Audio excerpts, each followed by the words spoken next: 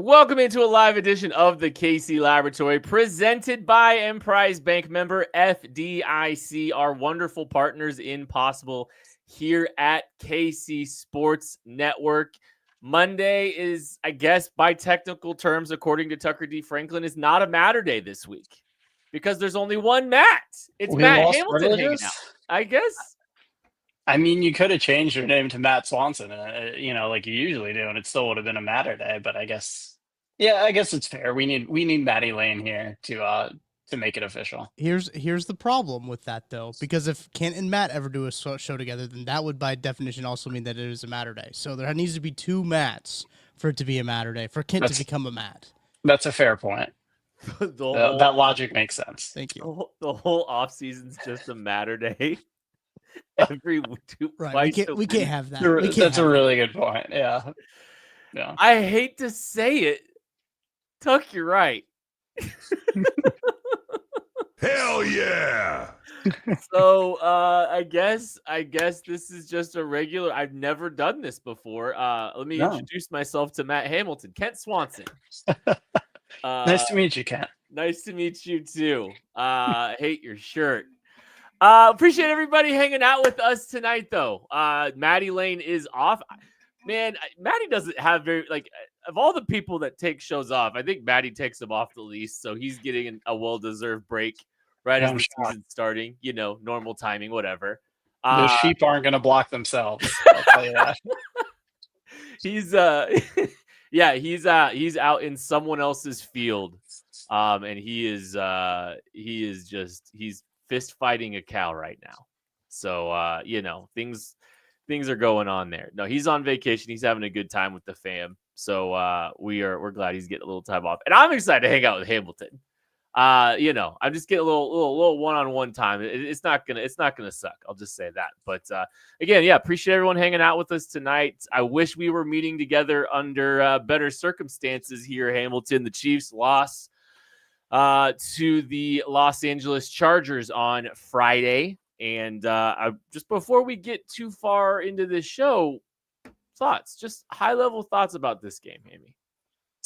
Yeah, it was it was rough. I think losing Worthy early clearly threw off the offense a little bit, and I think a lot of what they had planned kind of went by the wayside. I liked how the offense was able to adapt as the game went on and find ways to make plays. I thought Mahomes was phenomenal all game long, despite some of the issues he was dealing with the thinning out of that receiver core, with the offensive line problems that reared their head once again. I thought, he was phenomenal. I thought the secondary was messy. I know we'll get there in a little bit. That was really concerning.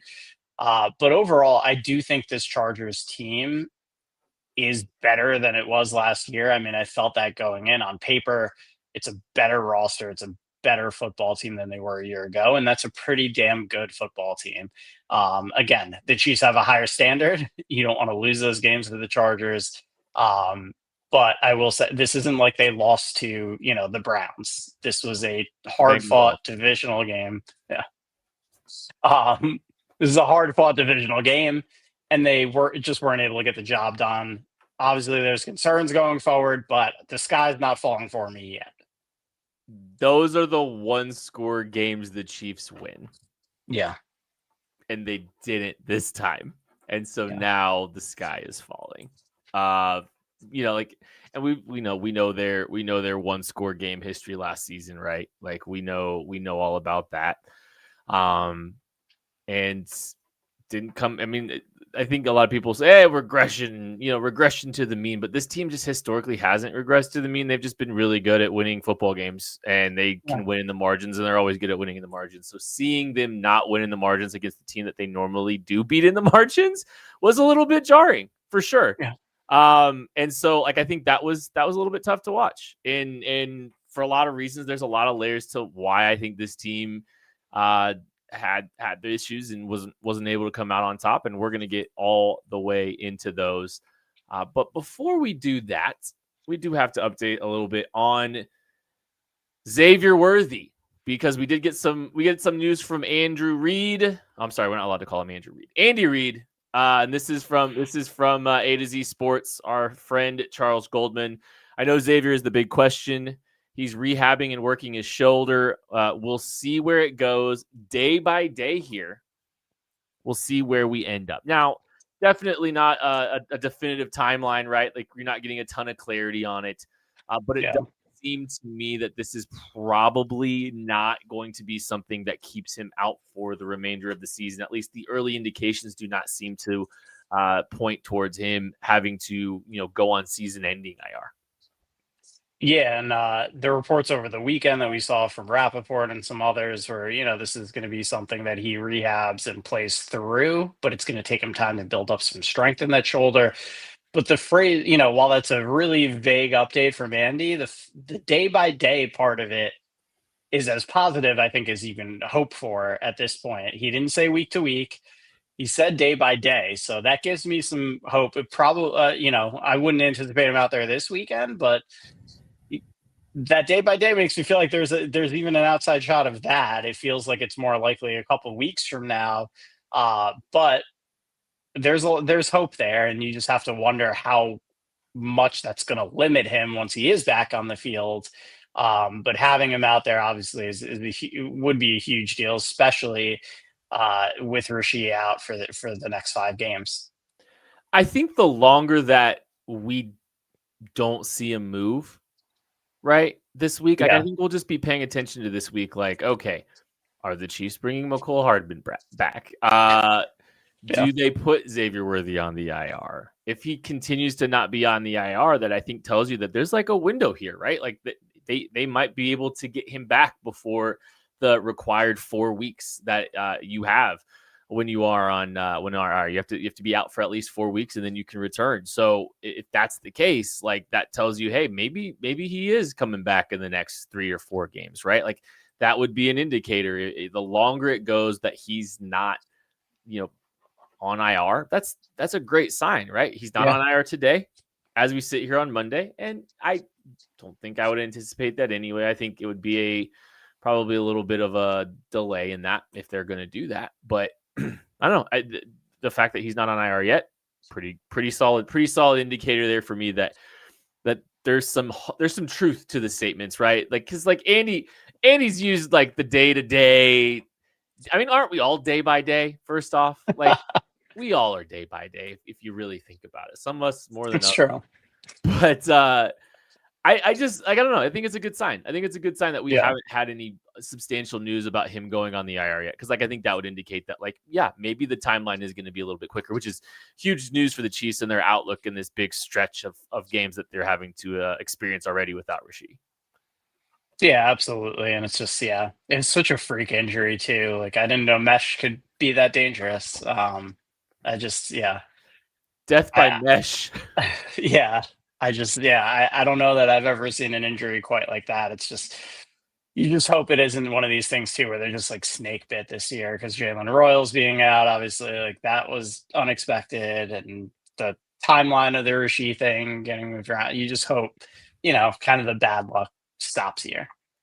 Andy Reid on Jalen Royals. Jalen is doing a good job with his rehab, Reid said. Well, again, we'll just see how that ends up this week, where we've got a couple days here. The guys are making good progress in that, but we'll see where it rolls. If neither Worthy or Royals plays, we've got the guys we played the other night. That is also from Andy Reid and Charles Goldman posting on A to Z Sports. So shout out Charles for his incredible work over there. So I think Jalen Royals is like a very interesting name. I think when you're kind of talking about the outlook of this wide receiver room, and I think there's questions here, right? Like, because without Xavier Worthy, like, we saw things without Xavier, and you could tell, especially early on. I think the Chiefs tried to dial some things up for Hollywood Brown that Worthy otherwise would have run. The little slip out the backfield to the flat where the timing was a little bit off. He, I think, gets bumped a little bit and just, things kind of get off. And then they try to like a now screen out to him, out to Brown, kind of just outside, like some very obvious Xavier Worthy coded plays that they just had on the call sheet. And they're like, all right, let's see what happens if we give this ball to Hollywood. And the effects and the results were not good. Like, it didn't look good. And I think they just tried to make do with what they could in the first half. Things got better as that game went on. Offensively, you saw Mahomes find some rhythm. You saw some guys starting to make some plays. Things got better. And that was a good sign. And I think the good news for the Chiefs is that the call sheet is going to reflect the absence of Xavier Worthy this week. And that affords them the ability to kind of put players in a position to make plays in their best, in the best versions of themselves. So, Hammy, I'm going to ask you this question. Mm-hmm. When we're looking at the receiver room and we're looking at kind of how this group looks now, who do you think steps up and makes some plays for this receiver room in the absence of Xavier Worthy and Rashee Rice? And I do think they clearly wanted to be Hollywood Brown, as we saw with them, as you mentioned, drawing some of those things up for him. And I did think as the game went on, he seemed more comfortable too. Mm-hmm. He seemed to settle in, because let's not forget, he hasn't played a lot of football over the last couple of years either. So I think there's a ramping up process for him as well, and a settling in process. And I think we saw it kind of happen throughout the game. I thought he looked real shaky early on, and then as things progressed, he made a couple nice plays in there. So obviously the busted coverage the Chargers had, where he was wide open for that big play, but even before that, there were a couple nice grabs that he had, and the chemistry seems to be building there with Patrick. Patrick clearly seems comfortable with him. He was looking his way a lot, but yeah, I think that's going to be the guy they're going to try to lean on. Obviously, Juju had a couple decent plays in there too. We'll see if they can get Travis involved more. I saw a question in the chat too, whose fault was it, Kelsey or Worthy? I thought it was more, honestly, it was Derwin saw what was coming and did a really good job of rerouting Travis into Worthy. So I really don't think there's blame on either guy. I think it was just a heads up play by Derwin to get his hands on Travis and disrupt the route and send him flying into Worthy. Not that obviously he wasn't trying to injure anybody, but he was trying to blow up the route, and he did so. Did you see it that way, Ken? Yeah, I think that's right. I think Worthy might have need to have a little bit, like I think he started looking away just a little early, right? Like I think he had his eyes on Pat pretty quick, and maybe just, I don't know, made some assumptions there at the top of the route, like at the mesh point, really. And I think there might have just been, maybe just looked a little bit early. But outside of that, like I think, yeah, it's a credit to the Chargers and Derwin for disrupting that play. And that doesn't, we've seen it doesn't take all that much to disrupt Worthy. And in this situation, it took him all the way out, right? But yeah. I think outside of that, like I don't think I think it was just a little bit on Worthy for maybe just turning and a little lack of spatial awareness, just a little tick early. But outside of that, no, I think you credit them for making a good play and disrupting the timing of that play. So I've got a few other players that I think could definitely make an impact on this game. But before we get too far into that, those guys, they're going to be out of Arrowhead. And I'm calling all Chiefs fans right now. You could be on the field at the 50 inside GEHA Field for the official coin toss at a Chiefs home game this season. Visit Chiefs.com/GEHA now. Enter to win a chance to be on the field for a once-in-a-lifetime view of the pregame coin toss. Plus, you can score other exclusive prizes. Enter for a chance to win at Chiefs.com/GEHA. GEHA is the proud partner of the Kansas City Chiefs. More on the receivers right after this. Shop Chiefs tickets and more with no fees. Plus, save big with code KCSN at ticketsforless.com, the official ticket provider of KC Sports Network. What's up, guys? I'm BJ Kissel, founder and CEO of KC Sports Network, and I'm here to talk to Kansas City businesses. If you rely on technology, you need an IT support team that's not just another vendor, but a true IT partner. That's how I want to introduce you to my friend and neighbor, KJ Miller. He is a VCIO at ThrottleNet, the Midwest's highest rated and most reviewed IT support company. They've been in business for more than 25 years, helping companies stay secure, productive, and ahead of the curve. They aren't just IT support, but they provide data security, IT strategy, and cloud software services. They do it all, and their reviews show they do it better than anyone else. So if you want to hear about how ThrottleNet can help your local business, join the conversation with myself, KJ Miller from ThrottleNet, and our resident genius from KC Sports Network when it comes to IT, at least as he's affectionately known by us, Mr. Craig Stout. Click the link in the description to hear how ThrottleNet can help you. Looking at the receiving room a little bit here, and yeah, we talked about Hollywood Brown, and Hollywood Brown, I think, did definitely settle into a nice role. I'm not entirely sure if it was like, I think as the game wore on, I think it was more Hollywood Brown type plays than it was, hey, let's try to have him run, run what we had called for Worthy. I feel like they kind of got into the call sheet a little bit more. You saw, I think, the Chiefs really struggling to try to get aligned, and I think that was probably the shuffling, right? In like Andy Reid expects all the receivers to know the different spots so that they can adjust as needed. But that doesn't mean there's not a lot of hiccups still that doesn't happen, right? Or that does happen. So you saw the Chiefs having to kind of scramble a little bit, and they got settled in. The offense was kind of awesome in the second half of that game. And then we're looking at the receivers. Hollywood, I think, did some good things. I think Tyquan Thornton. I'd like to see a little bit more Tyquan Thornton on the field in this game. In this game against the Eagles, he's wide receiver 3 right now. I mean, if you're looking at the injuries as we sit here, he's gonna see a big uptick, right? And like, you can play him at the X, you can play Hollywood at the Z, you can play Juju at the F, Trav at the Y. Like, you have the pieces there to make that make sense, and then you kind of get them all involved. But I think the other guy, I'm curious to see if Jalen Royals is able to play in this game. I think there's a Jalen Royals package here, right? Yeah.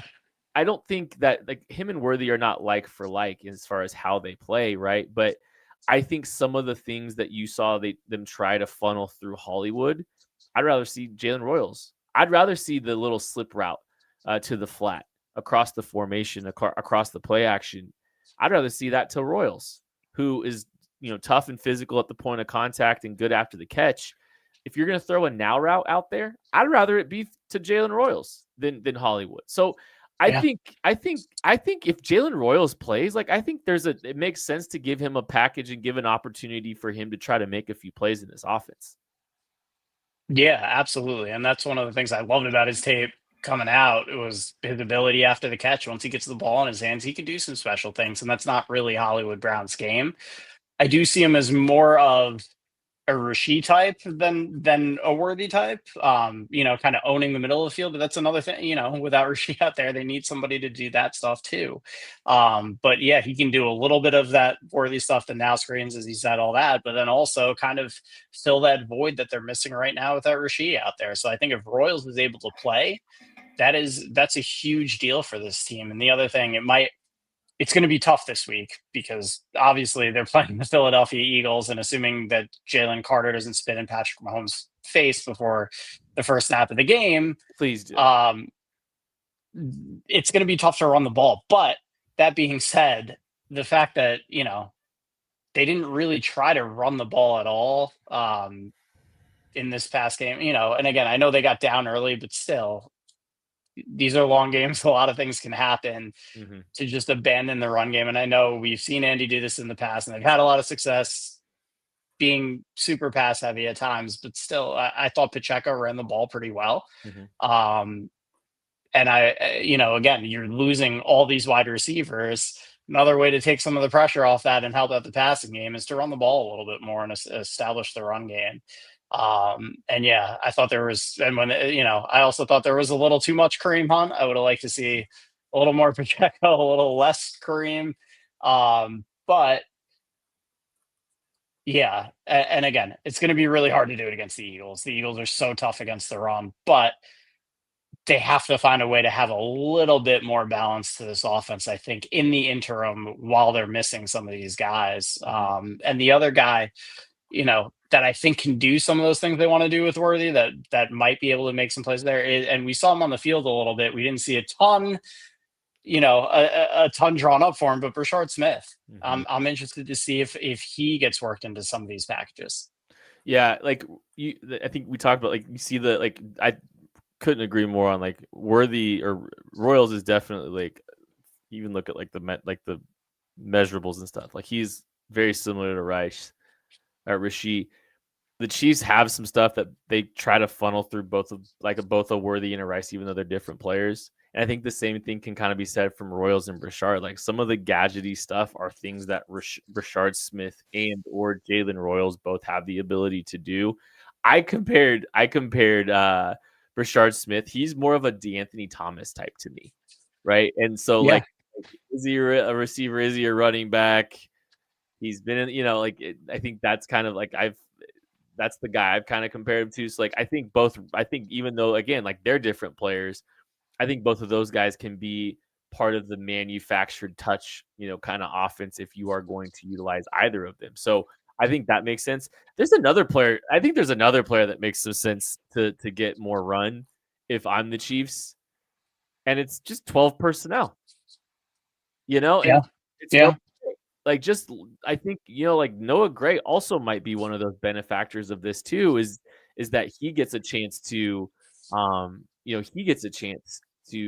kind of get some additional opportunities, more things running through Noah Gray in this game. He kind of had a quiet performance as well. It's tough sledding, man. It's going to be a challenge to try to piece this offense together. The good news is we just talked about this cast of characters, and Mahomes was just flat out incredible in the second. Yeah.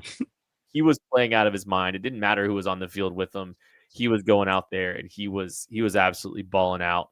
And that was really fun to watch. One other thing though on the run game, I did want to bring this up. I think the run game is going to get challenged. I think like the offensive line is going to be challenged significantly. Not just because it's this week, but because this team needs to get challenged. This offensive line, the way they ran the football was not good enough in this game, and they've got a long way to go to be effective running the football. And so I think this is going to be a challenge week.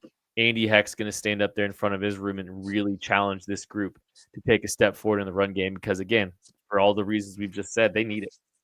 Yeah, they really do. And I do think, too, as good as the Eagles defense is, there were some cracks that we saw. This isn't the exact same defense that the Chiefs saw in the Super Bowl. There have been a lot of changes out there. I think especially in that secondary, there are some vulnerabilities there, and the Cowboys showed it. They didn't take advantage of it as much as they should have because they had a bunch of drops. But, Cooper DeJean and Quinyon are very good. Quinyon got burnt a couple times in that game. Adoree Jackson is a liability. They lose Darius Slay. Adoree Jackson's in there. That was an issue. I like Andrew Makuba too, and Sidney Brown, but they're not CJ Gardner-Johnson right now. So there are opportunities to get after this secondary a little bit. And again, I wish the Chiefs had all of their pieces because I think they would really take advantage of it. And I would love to see a healthy Chiefs receiving core against the Eagles secondary, but obviously we're not going to see that. But I do still think with Tyquan Thornton, with these guys that we've mentioned, there are going to be opportunities to get after the secondary. There is a lot of work the Eagles are going to have to do on that back end as this year progresses. And it is a real area of concern for that team as they try to repeat. And you got to hope Mahomes is going to be able to dice them up a little bit because, I saw a lot of opportunities out there. I went back through the tape again today. There were a lot of opportunities out there for Dallas that they weren't able to capitalize on just because of the drops. Dak missed a couple of them too. But this isn't for people thinking that this is just going to be a repeat of that Super Bowl. This is not the same Eagles defense that we saw in that game. No. And I think the Chiefs I do think they have better protection. I think they have better protection up front. Like, I know it wasn't a perfect first game, and like, it wasn't everything was cured or solved up front, but it was better than what we saw in the Super Bowl. And if you saw the Chiefs, I think the Chiefs' game plan last year against the Eagles was to air it out, let it rip. I mean, they were going to try to get down the field and push the ball down the field. They just didn't have time. They didn't have time to do it, and they couldn't get anything going. They were just absolutely dominated up front. But there's a lot of names from that front that are gone, and it's not as scary of a front as it used to be. It's still a good front, and we haven't seen it yet because Jalen Carter didn't play. We haven't really seen the full version of it, but I do think I think the vertical passing game was involved, and it was good to see Tyquan Thornton and Mahomes connect, because like I think that's a factor. That's something that they're going to need in this game against the Eagles, I think, if they're going to pull out the win. The other side of the ball for the Chiefs had its litany of issues.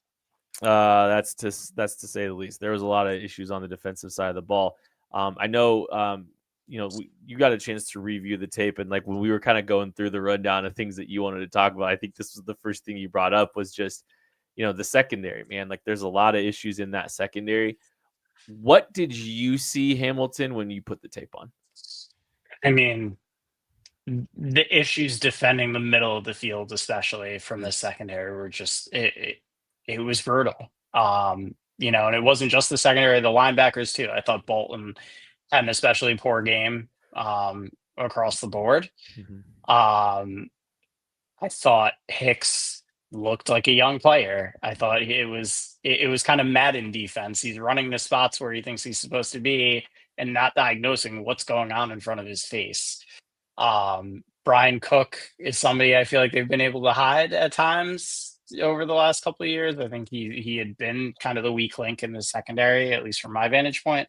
And I thought he got exposed a little bit. So it's a lot of stuff that I don't know. Like, I think Hicks will get better with more opportunities. I think, he's shown some good things, and I think there's a lot of room for him to grow. But beyond that, I don't know how fixable some of these things are. And I think that was the biggest concern to me, was just seeing how they got picked apart in the middle of the field. And again, Justin Herbert played phenomenally. The Chargers, the receivers played really well. There's a lot of talent on that team, but it's still, it's a serious area of concern for me. Yeah, I thought the middle field stuff was more concerning early on too. Like you saw, like this team was so susceptible to play action, and like they didn't have the athleticism at the second level to recover. And like, I mean, some instinctual issues there. I think the middle of the field was a struggle there for sure. And it felt like it got a little bit better as the game went on, but still was like not good enough. And the thing with the secondary that was driving me nuts is they couldn't sort a switch relief to save their life. And that just continued to pop up. I think there was one whole possession that felt like the Chargers were just, everything was switch releases, and like the Chiefs just could not figure it out. And they were leaving a lot of stuff open, and, just getting carved up and down, down the field without really much resistance. And there's so many layers, right? Because like we're going to talk about pass rush at some point here too. But I mean, sometimes like it didn't matter. The ball is just out so quickly. They're throwing this like they're running a little switch smash, and like they're stopping. They got the stop on the hitch or whatever, and nobody's there. Like they're just giving up an easy 7-yard completion with space to run. And what a frustrating first start, right? For this group is like, the safety group was somebody that like was a position that we circled. We all talked about it all off season. We talked about it, after the draft, and they really didn't do a ton to address it. I think the hope was Hicks was going to take a step. Boy, I'm a little bit worried about the football instincts of Hicks right now.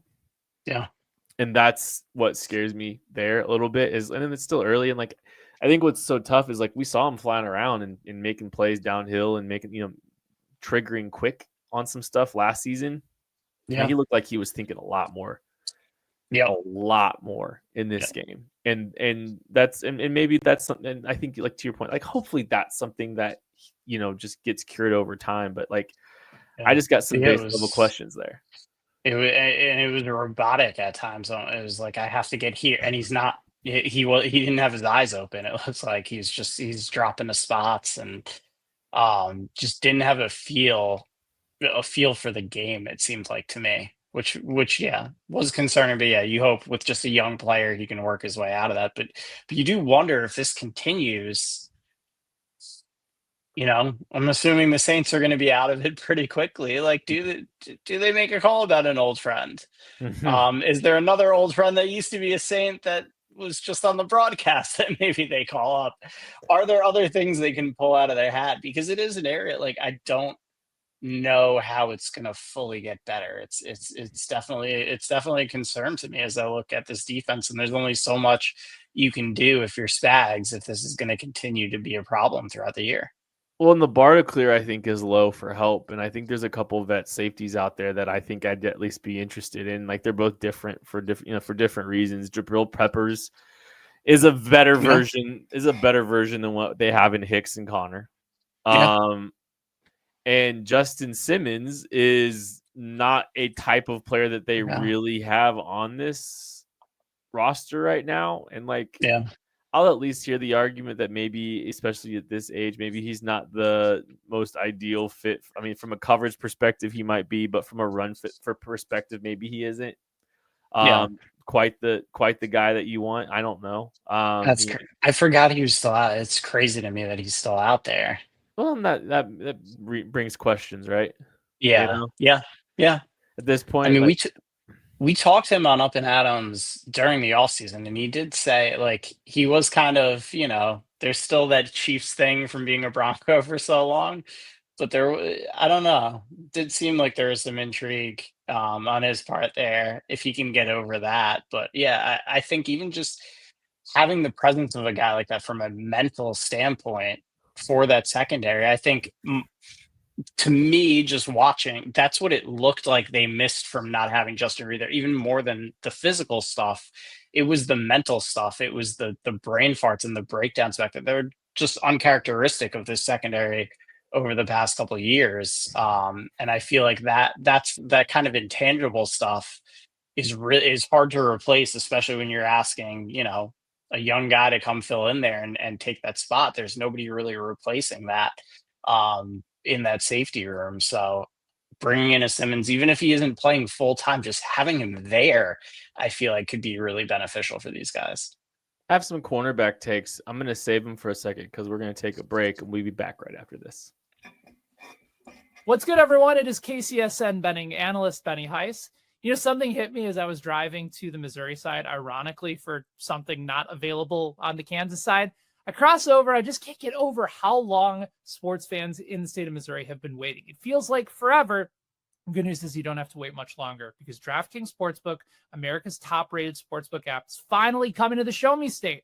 And if you're thinking, yeah, but I got to wait on the sidelines until December 1st, it's not true. You can sign up right now. And when we go live, new Missouri customers get $300 in bonus bets just for placing a $5 bet. $5. That's not even as much as a pumpkin spice latte that's going to take over. So it's not some ragtag sports, but this is DraftKings. You got live in-game betting. So if your team starts hot, you could jump in mid-play. There's lightning fast payouts. None of that wait 3 days for your money nonsense. And you've got more ways to get in on the action. There's no better way to start. It's all from your phone. When we go live, you'll be betting with a sportsbook trusted by millions, safe, secure, fast withdrawals, everything you want.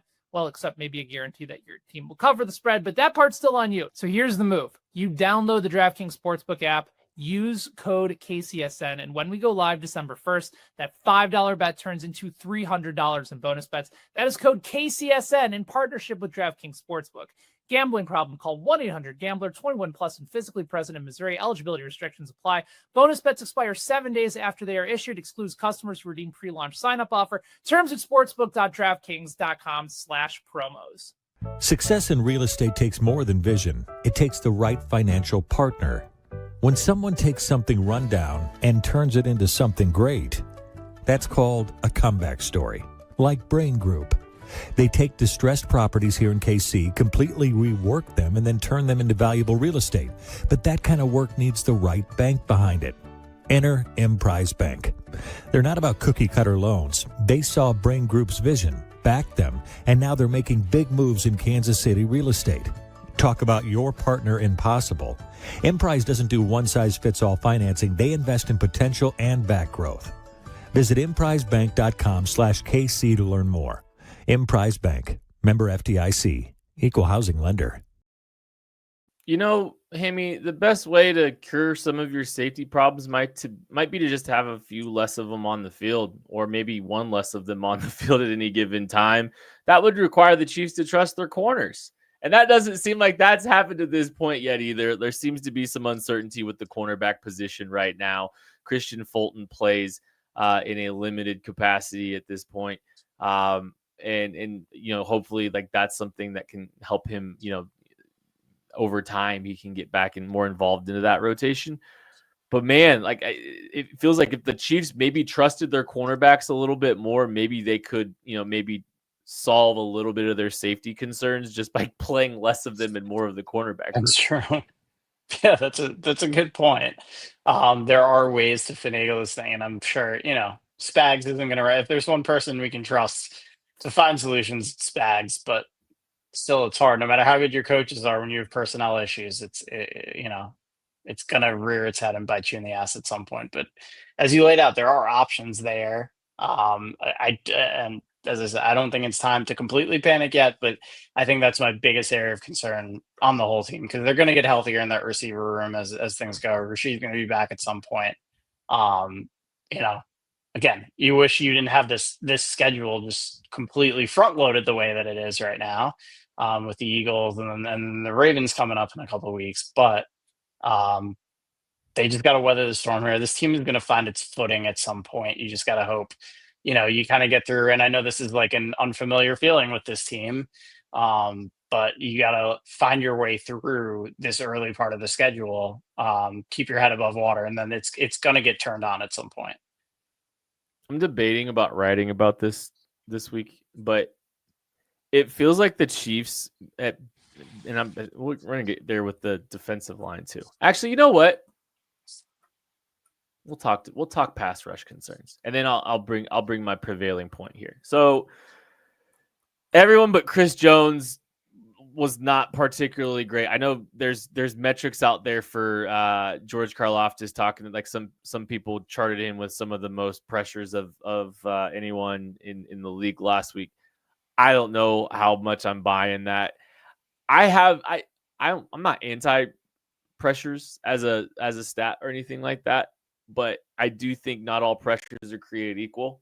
And I do think that some of the pressures that get credited aren't necessarily always within scheme, and they're not always beneficial, right? Yeah. And we can even like point to, Chris breaking contain as an edge rusher, getting upfield and generating a pressure. That's a bad pressure. Yeah. That's not what you want, right? You lost contain completely and completely lose contain. It's a march to the quarterback. You're in two man. Yeah. You got to box the quarterback in.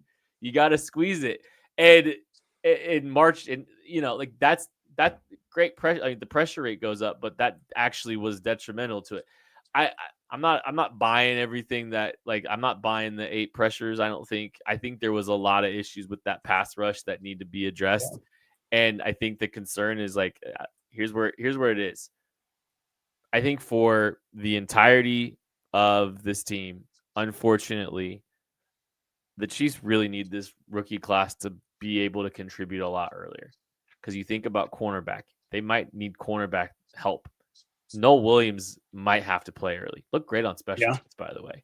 Yeah. You look at receiver, they need Jalen Royals to step up sooner rather than later. Simmons, we all know. Then there's the D-line. If the Chiefs are going to get better rushing the passer, I think it's coming through their rookie class. I think it's Omar Norman-Lott, and I think it's Ashton Gelati, who showed some promise in a small sample size. I think the help is going to have to come from this rookie class at every level of this team. Like all the concerns and all the ailments, they're just going to need this rookie class to step up. So, but anyways, pass rush. What did you think of just this group as a whole? Yeah, I thought there were definitely a few moments from Karlaftis. There's also some undisciplined stuff that we saw out of him. Yeah, I mean, the pressure stuff, I don't really buy that stuff. It's again, there's value in it sometimes, but you almost can't trust what you read sometimes based on who, not saying that people are unreliable, but do you think live grades of TV view? I mean, I have takes. I don't know. Maybe we shouldn't do that. We don't have to grade everything, especially on a broadcast view.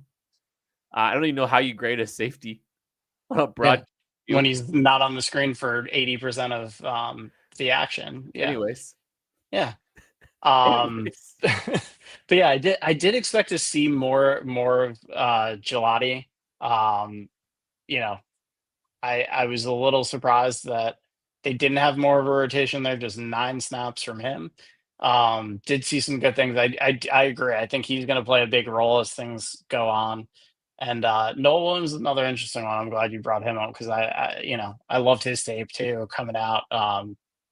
The ball skills, all that he brings to the secondary, and that's something that this team, as we know, has kind of lacked on the back end over the past few years. So that's interesting. But yeah, overall, it's the same issue that we were talking about all year last year is the difficulties generating pressure with 4, generating significant positive pressure with 4. And it's rearing its head again.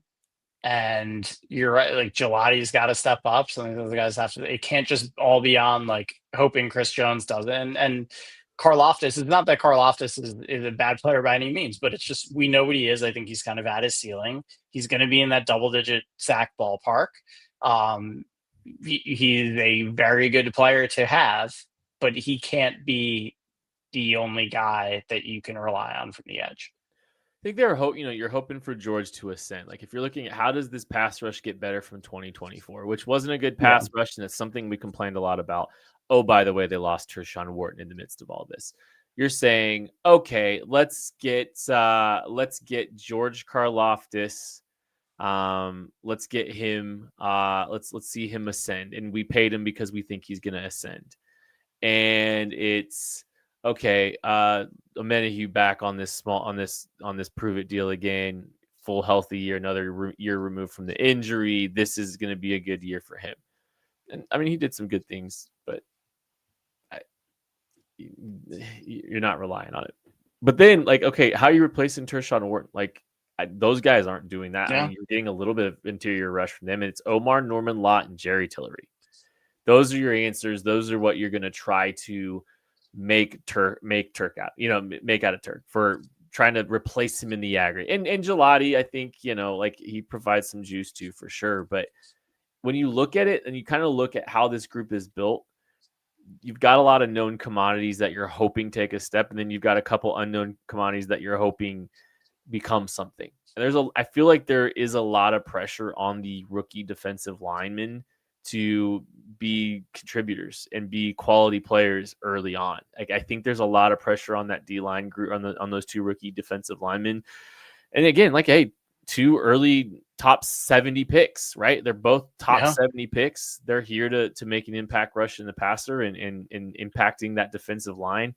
And they badly need those 2 guys to kind of be the group that helps this thing kind of round out and shape. And we didn't get to see Omar, and hopefully he's able to step in and make some big moves. But like I feel like it's those 2 that are really going to provide the upside of this group.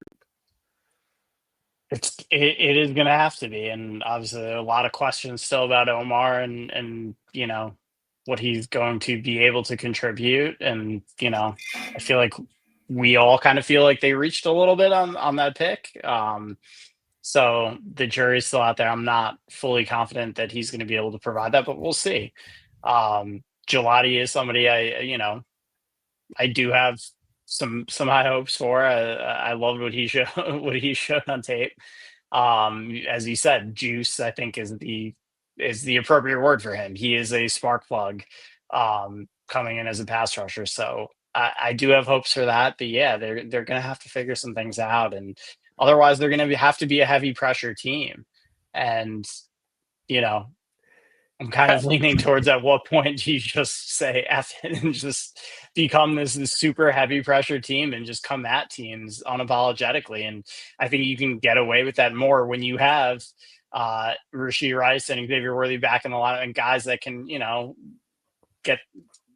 get those scores back when those pressures bite you in the ass a little bit. But right now, with the way this offense is constructed, it's hard to take as many risks as you want to. I think it does. It's all complementary football. It bleeds over from one side to the other. When you don't have confidence that you have those guys out there that you can go down and score, you inherently are going to take fewer risks defensively. So again, I'm very excited to see this team again at full strength. I think it's going to look very different, but they gotta find ways to navigate this stretch right now.